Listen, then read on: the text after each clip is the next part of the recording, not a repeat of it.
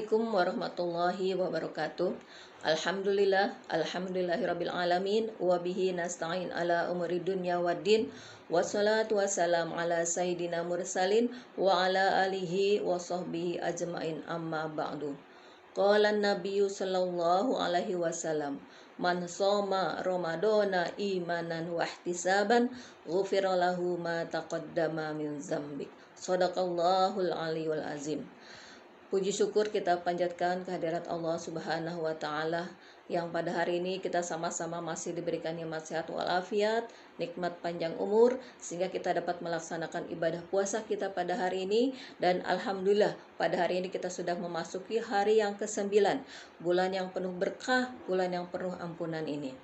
Menjalankan ibadah puasa tidak hanya kita memperhatikan rukun-rukun yang terdapat dalam ibadah puasa tersebut, tetapi ada beberapa hal yang mesti kita perhatikan pula. Di antaranya adalah ada beberapa hal yang bisa membatalkan ibadah puasa kita. Yang pertama adalah makan dan minum yang dilakukan dengan sengaja. Makan dan minum yang dilakukan dengan sengaja pada siang hari ketika kita sedang berpuasa, maka batallah puasa kita.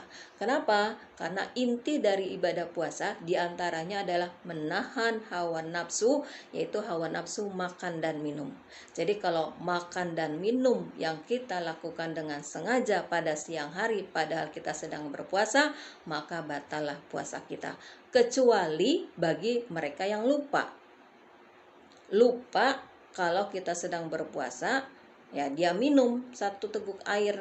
Nah setelah dia minum, sudah masuk air ke dalam tenggorokan, sudah tertelan, nah dia baru ingat kalau dia sedang berpuasa, maka boleh meneruskan ibadah puasanya itu. Jadi kalau faktor lupa itu tidak membatalkan ibadah puasanya tersebut.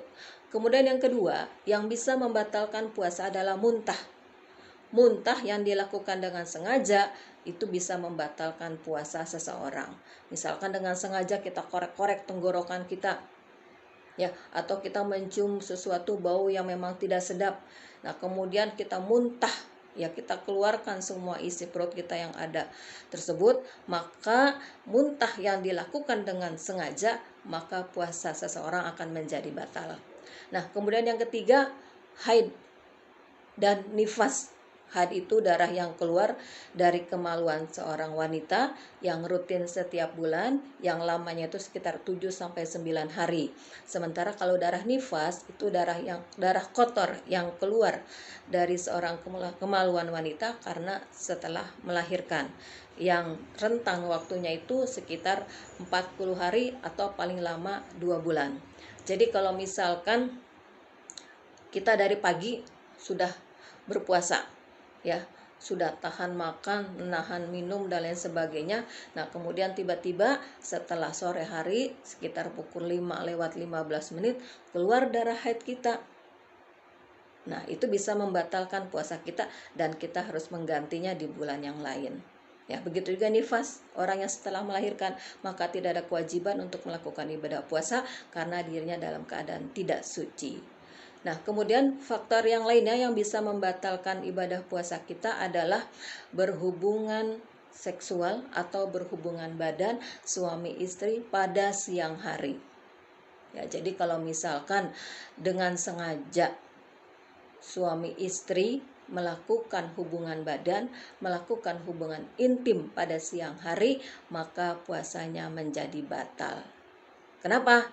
Ya tadi dilakukan dengan sengaja. Nggak mungkin orang berhubungan badan tidak sengaja, pasti dilakukannya dengan sengaja.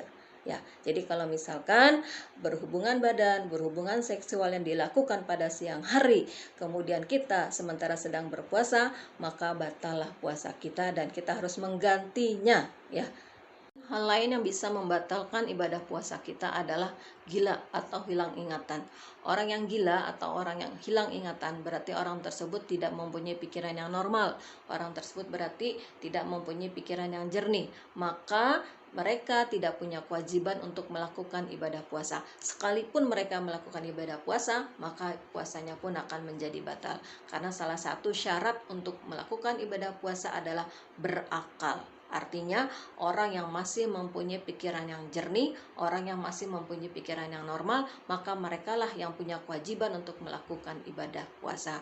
Nah, kemudian yang bisa membatalkan ibadah puasa lainnya adalah mengeluarkan air mani dengan sengaja.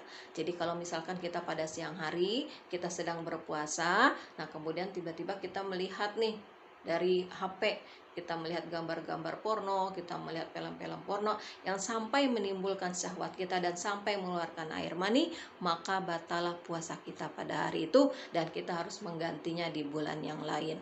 Ya, demikian yang Ibu sampaikan, mudah-mudahan bermanfaat. Mohon maaf bila ada kata-kata yang kurang berkenan di hati kalian.